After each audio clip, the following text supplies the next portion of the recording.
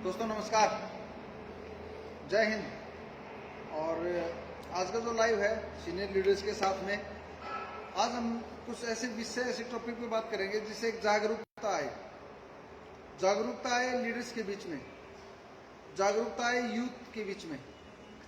क्योंकि over India का मकसद ही लोगों को जगाना है, जागरूक करना है, एजुकेट करना है और इन्फॉर्मेशन को शेयर करना है। तो दोस्तों एक ऐसी ही डिबेट के लिए, ऐसी ही काउंसलिंग के लिए या चर्चा के लिए जो सीनियर साथी हैं और आप सबका एक्सपीरियंस जो है एमएलएम को लेके बहुत बड़ा है, गहरी नॉलेज इस इंडस्ट्री की है। तो हम चाहते हैं कि एक यूथ सही समय पर सही डिसीजन ले पाए, यूथ डायरेक्ट सेलिंग को समझ पाए और सही गलत की पहचान कर पाए, झूठ और सच के बीच का जो अंतर है उसको समझ पाए, कथनी और करनी को समझ पाए, एक अच्छे प्लेटफॉर्म और एक गलत प्लेटफॉर्म को समझ पाए। लोग बोलते कुछ और हैं, होता कुछ और है। एक ऐसी ही चर्चा के लिए हम आपके बीच में आए हैं। तो लाइव को शेयर करते रहें और जब तक ये चर्चा है, क्योंकि चर्चा से कई चीजें निकल कर आती हैं, जहां कई लीडर्स के दिमाग काम करते हैं, अलग अलग जवाब आते हैं। और ये लाइव चर्चा है, कोई एडिटिंग नहीं है। तो जिस प्रकार से आज एक इन्वायरमेंट, एक माहौल बनाया जा रहा है हिंदुस्तान के अंदर डायरेक्ट सेलिंग को लेके, नेटवर्क मार्केटिंग को लेके, हमारा मानना यह है कि वो एक जाल है, एक साजिश है, बुरगलाने के लिए, लोगों को फंसाने के लिए। तो आपको बताने के लिए हम आए हैं कि एमएलएम इंडस्ट्री के अंदर कंपनियां एक अलग लॉबी हैं, एक आम आदमी, एक डिस्ट्रीब्यूटर, एक लीडर्स अलग लॉबी है। इन्होंने तो अपनी लॉबी को बड़ा कर लिया, ये तो एक हो गई। लेकिन लीडर्स, एक आम आदमी एक नहीं हो रहे, ये बटे हुए हैं। आप खुद सोचिए, क्या आज तक किसी भी कंपनी ने एक दूसरे पर उंगलियां उठाई? शशि जी, कंपनियां एक दूसरे पर क्यों नहीं बोल रही? क्योंकि इसलिए क्योंकि खुद सारे एक ही तो है, सभी का एक ही सिस्टम है, एक ही मकसद है कि पैसा कमाना लोगों से। एक ही टाइप का प्लान डिजाइन करते हैं, कुछ घुमा के पकड़ता है, कुछ उस लेके करता है। सभी का मतलब मकसद एक ही है कि हम एक जैसे प्लान डिजाइन करें, सब एक दूसरे का मसले भाई है। हाँ, एक्चुअल बात ये है। कुलदीप जी, ये जितनी भी कंपनियां, आज 10,000 से ज्यादा कंपनियां बताई जा रही हैं, तो कोई भी खुले प्लेटफॉर्म पे एक दूसरे को चैलेंज क्यों नहीं कर रहा? बताइए सर। जैसे सर ने कहा वही है, चोर चोर मौसेरे भाई। क्योंकि इनकी जो सोच है वो एक ही है कि हम कहीं कुछ नहीं कर पाए, लेकिन एक रास्ता इन्होंने आजमा लिया कि कंपनी खोल करके, प्लान को कॉपी करके वो आगे निकल रहे हैं और लूटा जा रहा है एक नेटवर्किंग के नाम पे एक आम आदमी को। सही जो सोच, सही जो थॉट प्रोसेस होता है डायरेक्ट सेलिंग का, वो सही एजेंडा सामने नहीं आ पाया। इसलिए खुल के इसलिए नहीं बोल रहे कि एक दूसरे को जानते हैं, कमजोरियों का पता है, एक दूसरे कमजोरियों का एक दूसरे को पता है। वेस्टिज वाला मोदी केयर को नहीं कहता, मोदी केयर उसमें कहता, इवन ये तो प्लान तक कॉपी करते हैं। सही है। तो इनकी सोच और एजेंडा एक है जी, कि खुद आगे बढ़ना है, लोगों को, नेटवर्करों को आगे ना आ पाए, एक सही मॉड्यूल डायरेक्ट सेलिंग का ना पन सके, और इसी वजह से नहीं बन पाता। जी जी, राजेश जी, क्या है सर इसके अंदर मतलब अगर चेंज करें उसके लिए विचार चेंज होना जरूरी है ना। अब सबके विचार सेम है, जब विचार सेम है तो एक दूसरे के अपोजिट कोई कुछ बोलेगा नहीं। जब बोलेंगे नहीं, अलग अलग प्लान नहीं हुए, अलग अलग प्लान नहीं हुए, तो एक जगह उनका बैठना होगा। इसलिए कोई किसी के बारे में कुछ कहता नहीं। अगर खुद के अंदर कमी, तो दूसरे के बारे में कैसे बोल सकते हैं? बोल सकते हैं। सबके अंदर कमी है ना। जिसके मकान शीशे के हों, हाँ, दूसरों पर पत्थर नहीं डालते, नहीं फेंकते। बिल्कुल सही कह रहे हैं सर। उसके लिए सोच अपनी पहले बदलनी पड़ेगी इनको, तब ये एक दूसरे के बारे में बोल सकेंगे और तब एक दूसरे के साथ नहीं बैठेंगे। अब एक साथ बैठते क्यों बैठते? क्योंकि सबके विचार एक जैसे। विचार मतलब अपना भरने वाले विचार, अपने फायदे वाले विचार। जब तक ये नहीं सोचेंगे दूसरे का कैसे फायदा करेंगे, तब तक उनसे अलग कैसे होंगे? वो नहीं हो सकते, नहीं हो सकता। और हम देखते हैं कि आज एक चैनल चल रहा है, ऐसा लगता है जैसे उसने बेड़ा उठा रखा है इंडस्ट्री को पॉजिटिव करने का, चैट विद झूठा। वो चैट विद झूठे पे बहुत सारे लीडर्स आते हैं और ज्यादातर मैंने देखा कि मरे हुए लीडर्स आते हैं। मरे हुए का मतलब है जिनको कुछ नहीं आ रहा, और वहां पर भी एक चटनी है, एक सही लीडर को सामने नहीं लाया जा रहा। एक सिद्धांतिक लीडर को सामने नहीं लाया जा रहा, एक सच्चा संघर्षशील व्यक्ति को आगे नहीं लाया जा रहा। किसको लेकर आ रहे हैं? जिनके पे आउट दिखाने लायक नहीं है, जिनको 21 साल 20 साल 25 साल 26 साल 30 साल से इस इंडस्ट्री में रगड़े खा रहे हैं और उनकी इनकम 25-30 हजार 35 हजार रुपए है। वो जो ड्रामा है शशि जी, वो क्या है? वो चैट विद झूठे पे जो आ रहे हैं लोग, या वो क्या ड्रामा है ये? ड्रामा तो क्या है सर कि उन लोगों ने काफी समय लगा दिया, सालें लगा दी, तो उनको बस प्रमोट किया जा रहा है। ओके। एज लाइक उनको स्पेशल बुला के कि ये व्यक्ति है, इसने ऐसा किया है, आप भी ऐसा बनो। रियल में उसकी सच्चाई तो बताएंगे तो लोग वैसे नेगेटिव हो जाएंगे। उसको प्रमोट किया जा रहा है ओके। ये व्यक्ति है, फलां ने काम किया है, और उसके पीछे भी नीचे भी कोई सुराग है कि जिसका चैनल बना है वो हाईलाइट हो चुका है। क्या पता नहीं साथ में कोई सेटिंग चल रही हो कि हमें हाईलाइट करें आप स्पेशली, ये भी हो सकता है। तो अंदर का कुछ भी कर जा सकता है। राजेश जी, ये जो चैट विद झूठा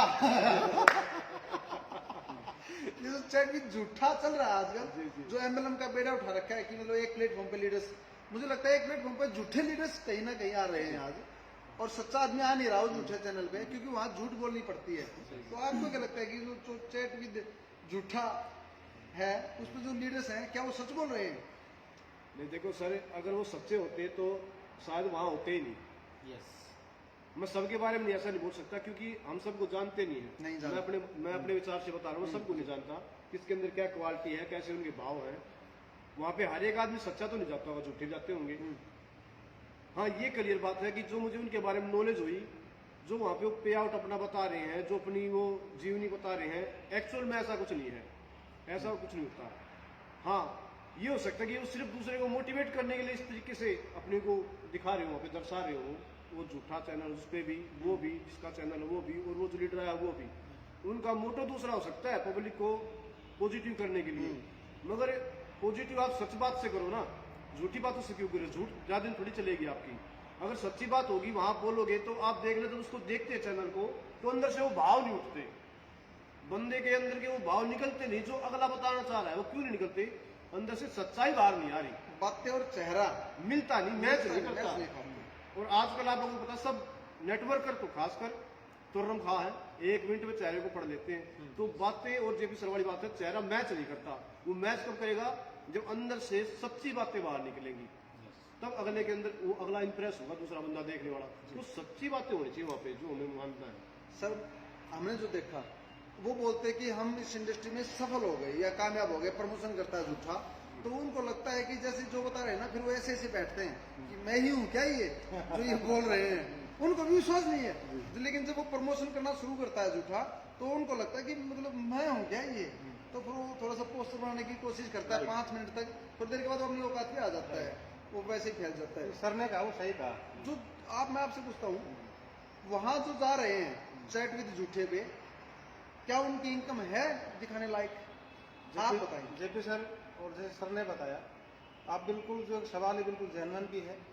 देखिए, 30 साल पहले शिक्षा की कोई जानकारी नहीं थी लोगों को, शिक्षा के बारे में इतने लोग जागरूक नहीं थे, और उसमें जो कोई स्कूल में चला गया, भी 30वीं क्लास पास कर ली, तो बोला जी मैं गांव में मैं पढ़ा लिखा हो गया।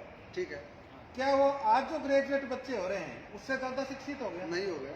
आज जो MBA है उनसे ज्यादा शिक्षित हो गया? नहीं हुआ। तो 2000 के अंदर 20 साल पहले किसी को MLM का नहीं पता था, डायरेक्ट सेलिंग का नहीं पता था, 20 साल पहले, और लोग जुड़ गए। और आज कहते हैं कि यूं बैठ करके जी हम है ट्रेनर। ये खेल असली, ये उस जमाने में जुड़े थे जब किसी को MLM का नहीं पता था, किसी को डायरेक्ट सेलिंग का नहीं पता था, सोशल मीडिया नहीं था, सोशल मीडिया नहीं था, झूठ बोल दिया गया, उसको मान लिया गया। एक भाईचारे के नाते लोग जुड़ गए, गांव के पंच को जोड़ दिया तो गांव मोहल्ला जोड़ दिया, सरपंच जुड़ गया तो गांव जुड़ गया, तो लोग जोड़े हैं। राइट, डायरेक्ट सेलिंग तो हुई नहीं। पर आज क्या हुआ कि प्लान के बारे में पता नहीं था, तो आज वो लोग जो आ रहे हैं उस चैनल पे, वो 20 साल पहले के हैं। अभी देखिए, क्या नई जनरेशन है, क्या एक नया नेटवर्कर है वहाँ पे? सही है। तो पुराने जिसने 20-30 साल पहले शिक्षा का नहीं पता था, वो बोलती मैं ग्रेजुएट 30वीं पास, बोले मास्टर मैंने थी, वो वही बात आ जाती है कि जीवन से 1:30 बजे ट्रस्टी करो। तो उनको उस समय अंधों में काना राजा, अंधों में काना राजा है, 20 साल पहले जुड़ गए थे। पे आउट चेक देखिए तो चेक दिखाने लायक नहीं है, वो आपको पता, हम सबको पता है। अगर बात करें आज भारत के यूथ की कैरियर की, तो आपको लगता है शशि जी आज को कैरियर है एमएलएम के अंदर, किसी कंपनी के अंदर? गोवा को भी छोड़ दें, एमएलएम की बात करें, हम एक यूथ की बात कर रहे हैं, क्या कोई कैरियर है आज एमएलएम के अंदर यूथ का? देखो, जिस तरीके से एमएलएम इंडस्ट्री जिस दिशा में जा रही ना, उसके हिसाब से तो कैरियर तो छोड़ो, उसका जो बनने वाला कैरियर था अपनी खुद की लाइफ में, वो भी खत्म हो जाएगा। वो इतना पथहीन हो जाएगा अपने रास्ते से कि वो जो खुद का जो काम करने वाला होता वो भी नहीं कर पाएगा कभी भी। क्योंकि इन कंपनियों में जाके इस टाइप से मोटिवेट कर देते हैं बंदे को, जो खुद का जो काम होता है ना, उस खुद के काम से विचलित हो जाता है। फिर वो ना तो एमएलएम करने लायक रहता है, ना अपना खुद का कैरियर बना पाता है। तो मेरी नजर में तो एमएलएम में तो क्या, एमएलएम में जाने के बाद में वो जो खुद का पर्सनल जो मकसद था वो ही भूल जाएगा, तो वो खराब ही हो जाएगा मेरे घर में, पथभ्रष्ट हो जाएगा। तो कैरियर खराब होने वाली बात है फिलहाल किसी भी एमएलएम इंडस्ट्री में जाना। सर आज जो पैसा आता है डायरेक्ट सेलिंग से, वो टीडीएस कट के एक नंबर का पैसा आता है। यस। फिर इस इंडस्ट्री के अंदर लोग मोटिवेशन की बजाय अपने पे आउट क्यों नहीं दिखाता डाउनलाइन को, या सबके सामने मुझे ये आ रहा है और मेरे ये खर्चे हैं, वो अपना पेंडल क्यों नहीं दिखाते, प्रॉफिट कितना आया, लॉस कितना हुआ? और ये जो आज कार हाहाकार मचा रखा है, Audi, Mercedes, BMW, Jaguar, Ferrari और पता नहीं क्या क्या दिखाया जा रहा है। तो आपको क्या लगता है कि ये जो गाड़ियां हैं, राजेश जी मैं आपसे पूछता हूँ, ये जो गाड़ियां दिखाई जाती हैं, क्या वो उनको मेंटेन कर पा रहे हैं? नो, बिल्कुल भी नहीं। और ये सच्चाई है, नहीं कर पा रहे। बहुतों को तो ये भी नहीं पता कि कार के अंदर बाद में खर्चे क्या क्या होने हैं। हाथी बांध लो, एक बार हाथी बांध सकते हो आप, मगर खर्चा उसका इतना आसान नहीं है। जो कार मेंटेन करे उनसे पूछो ना, कार मेंटेन कैसे होती है। एक कार लेने के बाद में उसकी जितना ही खर्चा दोबारा फिर है महीने का उसका। कुलदीप जी सर, ये कार का जो हाहाकार मचा रखा है डायरेक्ट सेलिंग में, तो क्या लोगों ने अपनी कार मेंटेन कर रखी है, या वो किस टाइम पे दे पाए, या वो उन्होंने फ्री कर ली गाड़ियां, या वो फंस गए? थोड़ा सा आप भी प्रकाश डालें इस बात पे, कार के बारे में थोड़ा बताइए। एमएलएम में जो गाड़ियों का जो बवंडर मचा रखा है उसको बताइए। जेपी सर सिंपल सी बात है, जब नेटवर्किंग है और ये कहते हैं कि बिजनेस है, तो फिर बिजनेस की बात फिर बिजनेस से हो। हाँ जी, बिजनेस की बात बिजनेस बिजनेस से से हो। अगर वो कहते हैं कार है, ओडी, बीएमडब्ल्यू, मर्सिडीज, तो सर 50,000 से नीचे ईएमआई किसी कार की नहीं बनती। नहीं बनती। दूसरा, गांव में रहता नहीं वो बंदा, वो शहर में रहता है, 20,000 रुपए से कम इंस्टॉलमेंट ईएमआई, या फिर शशि भाई किराए का फ्लैट, तो 70,000 तो सर ये, प्लस 20-30 हजार रुपये उसको जीवन चलाने के लिए घर का खर्चा, 1 लाख रुपया। बच्चे स्कूल में पढ़ते हैं तो बच्चों के खर्चे 20-30 हजार रुपये, 1.25 लाख खर्चा ये, गाड़ी का फ्यूल का खर्चा, तो मिनिमम 1.5 लाख रुपया, 2 लाख रुपया किसी को नहीं आता। 2 लाख आता तब तक वो है बराबर, ठीक है, बराबर, no profit no profit no loss. तो 2 लाख तक तो कार है, वो कुछ भी हो। बिजनेस की बात है, ग्रोथ, स्टैंडर्ड आपके लाइफस्टाइल बढ़े, और उस 2 लाख उस बंदे को आ नहीं रहा, और कार के चक्कर में पब्लिक जो है, भीड़ है, वो मोटिवेट हो गई। वो सिर्फ बिजनेस को रोकने के लिए, लीडरों को रोकने के लिए, पब्लिक को रखने के लिए, और अपना स्टैंडर्ड दिखाने के लिए एक सिर्फ झूठा प्रोपगंडा है। मैं सभी साथी व्यूअर्स को बोल देता हूँ, जिन लोगों ने कार ली है, बीएमडब्ल्यू, मर्सिडीज, ओडी, मैं उन लीडर्स को जानता हूँ, मेरे अपलाइन भी हैं और बहुत लोग और भी हैं। आप उस प्लान में देखें 2 लाख रुपए आता कब है, तो उनकी मेंटेन कहाँ होगी।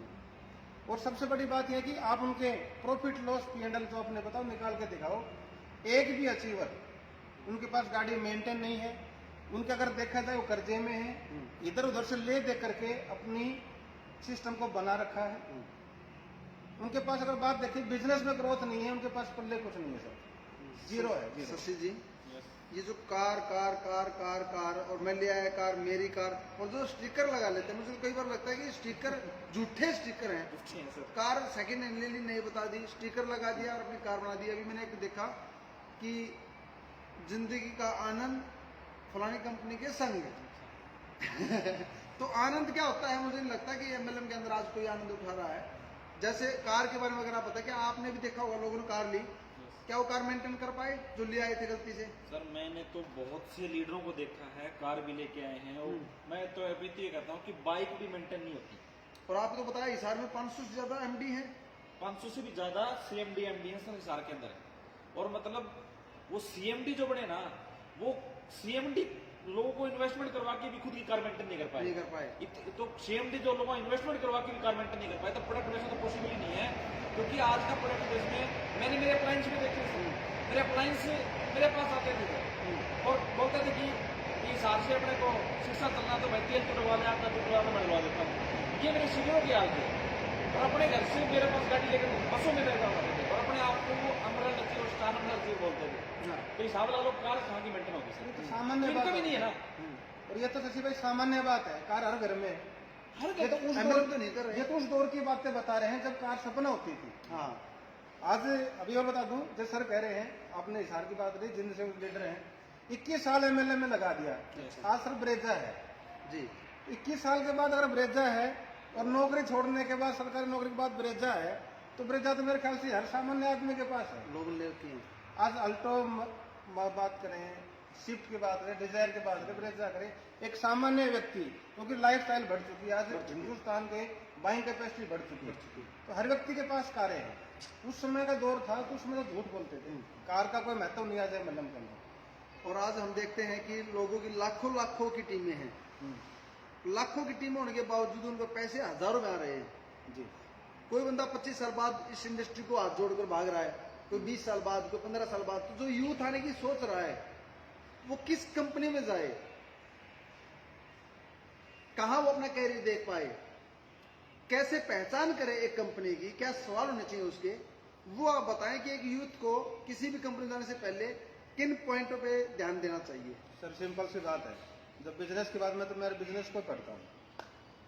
जब हम कहीं नौकरी के लिए भी जाते हैं तो हम उस कंपनी को चूज करते हैं कि सैलरी कितनी ज्यादा दे रहा है। ठीक है, बिल्कुल सही। एक मजदूर भी हमारे पास काम करने के लिए आता है तो दिन की दिहाड़ी बताता जी 1000 रुपये लूंगा, 500 रुपये लूंगा। लेकिन इस एमएलएम में एक सबसे बड़ी दुखद घटना क्या है, सबको पता है काम क्या करना है, लोगों को ज्वाइन कराना है, प्रोडक्ट यूज करने हैं, प्रोडक्ट शेयर करने हैं, मेहनत उतनी है, लेकिन ये बंदा ये नहीं सोचता कि किस प्लान में कितना पैसा ज्यादा आएगा। ठीक है, जब वो नौकरी के लिए पैसा ज्यादा मांगता है, मजदूरी के लिए ज्यादा पैसा मांगता है, तो फिर प्लान में ज्यादा पैसा क्यों नहीं मांगता वो? और वहां उस स्थिति में जब ज्वाइन करते हैं तो प्लान के बारे में चर्चा नहीं होती। सिर्फ एक चर्चा होती है कि मेरा दोस्त रिश्तेदार अब ज्वाइन कर ले, या मेरा वो है एक फलाना शर्मा जी, उसके 25 लाख रुपए आ रहे हैं, हमारी कंपनी का एक शेयर का टॉप अचीवर है, तो वो टॉप अचीवर है वो क्या है? तो थर्ड पार्टी दिखा करके खुद की प्रेजेंस नहीं बता रहे लोग, नहीं देखा था। थर्ड पार्टी की प्रेजेंस बताते हैं कि मेरे सीनियर ने 6 महीने पहले जुड़ा था, वो ऑडी लिया है, BMW लिया है। हाँ हाँ, तो इस तरीके से यूथ भ्रमित हो रहा है। एक नया शब्द पैदा कर दिया इन एमएलएम वालों ने, एमएलएम वाला ही बोलूंगा मैं इनको, तो एंटरप्रेन्योरशिप। एंटरप्रेन्योरशिप सही है। ये क्या है? क्या है? क्या वो खुद का मालिक है? बताइए। ये कोई business क्या कर उसका लिया? खुद का बिजनेस है उसका? क्या वो खुद जीएसटी पे कर रहा है? क्या है वो? उसका खुद का क्या है? नहीं है, कुछ नहीं। खुद का कुछ नहीं है। तो झूठ नए यूथ को भटकाया गया कि एंटरप्रेन्योरशिप है, ये कुछ भी नहीं है। उनको सेल्समैनशिप सिखाए जा रहे हैं, उनसे आरओ, वाटर प्योरीफायर, 3-3 लाख की मशीनें बिकवाई जा रही है, सिर्फ सेल्समैनशिप सिखाई जा रही है जी। और कुछ नहीं सिखाया जा शशि जी, एमएलएम में आने के लिए यूथ को किन बातों का ध्यान रखना चाहिए, किन पॉइंटों का, मतलब अपलाइन की इनकम देखे या डेट ऑफ ज्वाइनिंग देखे, या क्या चेक करना चाहिए उसको? देखो मैं तो एक ही बात कहना चाहूंगा, आज का युवा अगर कोई भी एमएलएम कंपनी का प्लान देखे, प्लान भी देखे, सेमिनार भी देखे, सब कुछ देखे, लेकिन उसके जो मेन पॉइंट भी होते हैं, जो उसको इनकम बताई जाती है और जो उसको व्यक्ति लेके जाता है सेमिनार में, अगर वो नया है, फ्रेशर है, 2-4-5 महीने, तो उसको एक ही क्वेश्चन होना चाहिए उससे, भाई अगर तेरे को इनकम आ रही तो तेरी दिखा दे, और तेरे अप्लाइन की आ रही तो उसकी दिखा दे, या जिसकी भी आ रही है उसी की दिखा दे। मुझे 1 साल का पूरा स्टेटमेंट दिखा दे, वो भी कंपनी के लेजर में नहीं, उसकी बैंक के लेजर में आना चाहिए, बैंक की स्टेटमेंट होना चाहिए, ताकि उसको तसल्ली हो जाए कि हाँ यहाँ पैसा आता है, ताकि दिल तोड़ के मेहनत कर सके बंदा। वरना अन्यथा सब झूठ है, क्योंकि सेमिनार में ब्रेन वॉश किया जाता है। आप मेरे को प्लान दोगे तो आप भी मेरा ब्रेन वॉश करोगे, मुझे मोटिवेट करोगे, उसका कोई औचित्य नहीं है। आज एमएलएम इतनी बदनाम हो चुकी है दोस्तों, हाँ सुनना तक नहीं चाहते, हमें ठगने लगे लोग। एमएलएम इंडस्ट्री में कोई आदमी प्लान नहीं कहते ठग आ गए, अच्छी तरह सूट पेटेड है, बढ़िया फैमिली से रहने वाले, फिर भी लोग कहते ठग आ गए, तो बदनाम हो चुके दोस्तों। जब भी कोई कंसेप्ट ज्वाइन करो तो प्लान देख के बस उन लोगों की बस इनकम चेक कर लें, उसके बड़े से बड़ा प्लान की चेक कर ले, वो बोलेगा मेरी नहीं मिली प्लान की, तो प्लान की दिखा दे भाई। समय भी देखे सर, हाँ। कितने साल पुराना समय देखे और इनकम देखे, वो पूरा स्टेटमेंट देखे और बैंक के लेटर में देखे, तब तसल्ली होगी। और एनएफटी देखे किसी कंपनी से आ रहा है नहीं आ रहा, तब तसल्ली आएगी। और फिर उसका लाइफ स्टाइल भी देखे सर, क्योंकि कई बार क्या होता है, ब्लैक बाइंड से है ना, इनकम भी दिखा देते हैं 1-1 साल 2-2 साल की, और वो इनकम आती है ना, वो वापिस दी जाती है। वो इनकम बोला जाता है कि तेरे खाते में 3.5 लाख रुपए आएंगे भाई, उसके आईडी की कितना बिलिंग करवा देते हैं, तो उसकी पे आउट दिखा दे, मैंने देखा है। ओके। मैंने हर्बल लाइफ कंपनी में देखा है, मेरी एड लेके मेरे बिल काट रखे हैं। अच्छा, एक मतलब 5-5 लाख की बिलिंग करते हैं गाड़ी पे। ओके। उसका पेआउट तो हर महीने बनेगा वो, और वो क्या होता है सबके डेफ्ट में होता है, दिखाने के एक लिए। डाल लोगों नीचे दिखाने के लिए। उसको बिजनेस दिखाने के लिए उसका पेआउट तो आएगा, उसके अकाउंट में भी आ जाएगा वो।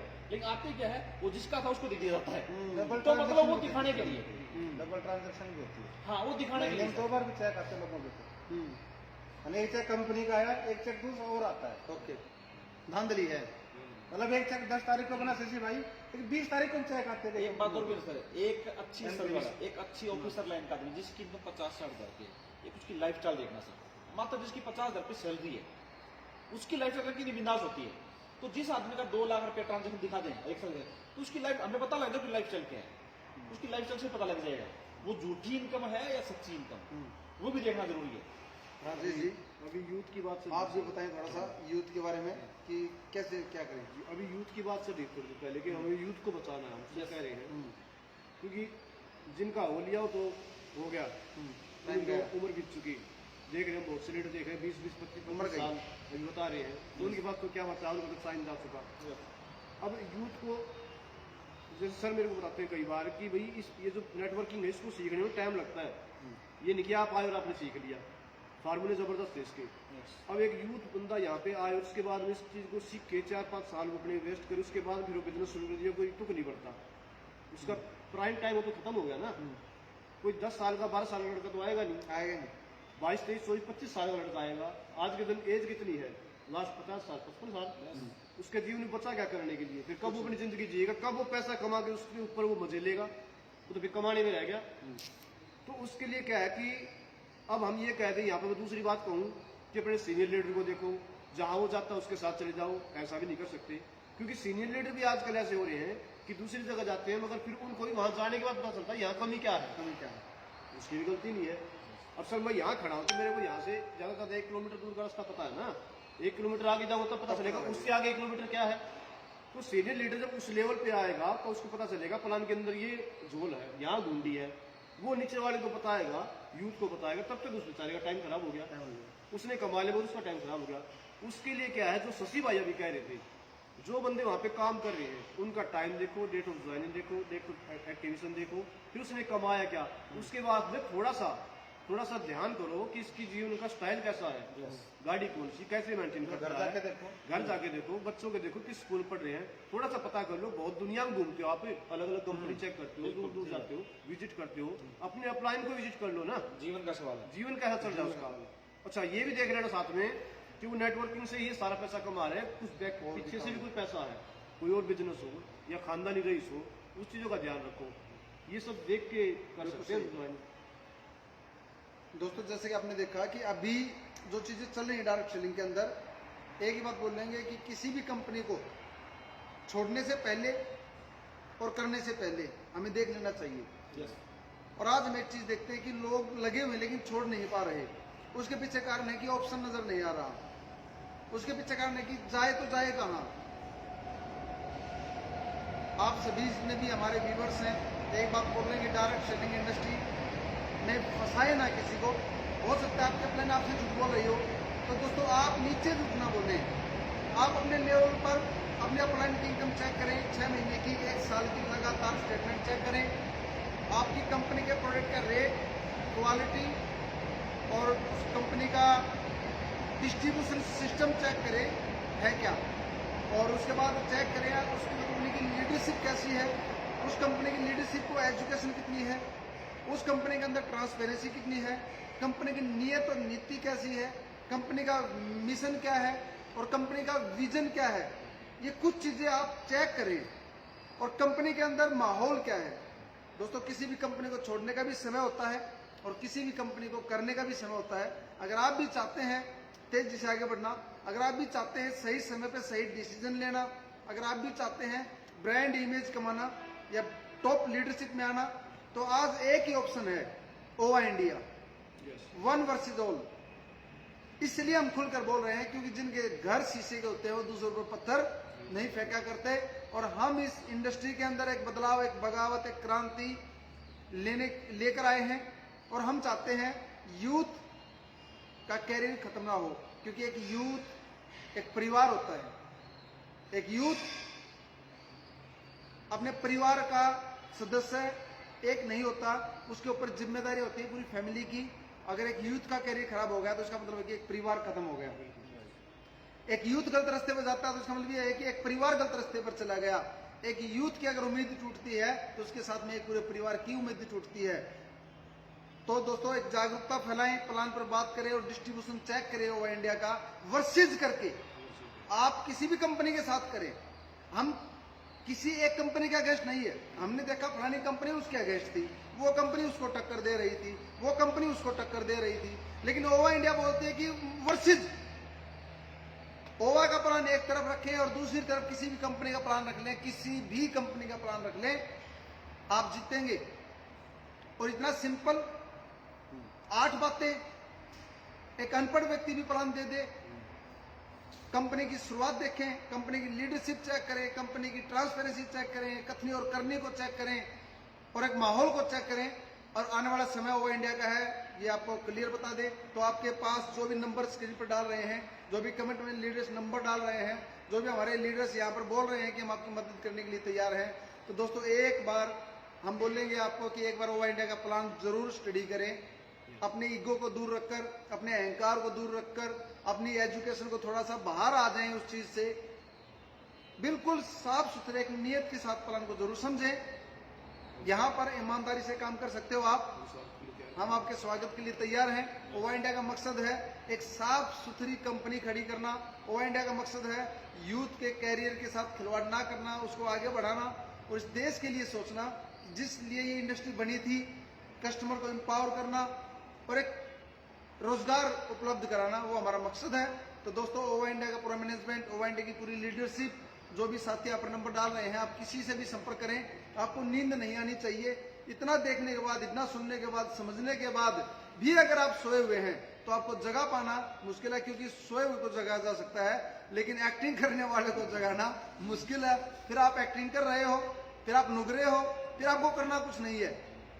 हम तो उनको जगा रहे हैं जो सोए हुए हैं, जो गलत रास्ते पे भटके हुए हैं। भटके हुए को सही रास्ते पे लाया जा सकता है, लेकिन जो जानबूझकर, वो कहते हैं जानबूझ साची तजय और करे झूठ से ने,